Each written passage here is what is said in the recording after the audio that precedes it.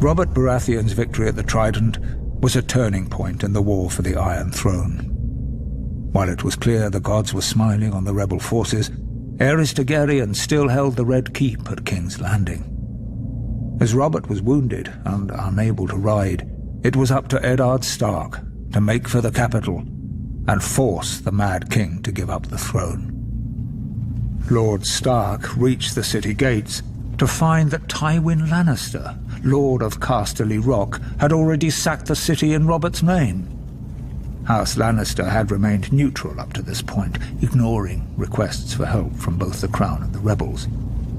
Now that Robert's eventual victory was assured, it seemed Lord Tywin had finally chosen a side. Lord Eddard was horrified by what he saw when he entered the city.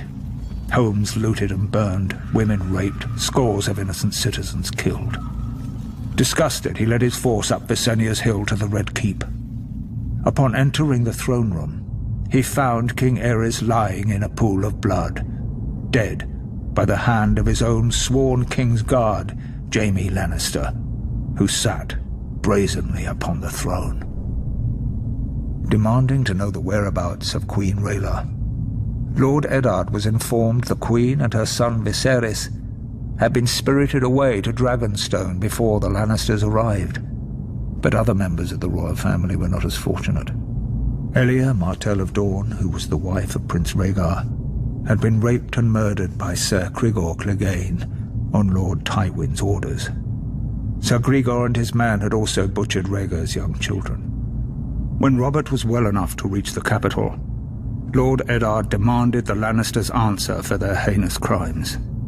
Robert refused, and sent him south to relieve the Baratheon stronghold of Storm's End, which was still under siege by forces loyal to the Crown.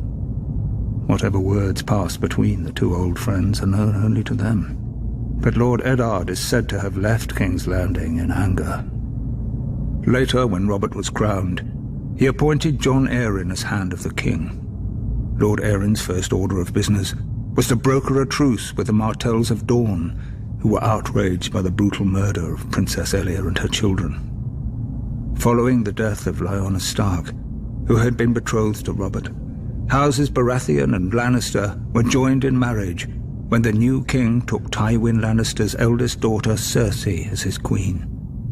As for Eddard Stark, he returned to his stronghold of Winterfell, forever haunted by his sister's death and the shameful way that Robert had secured his throne.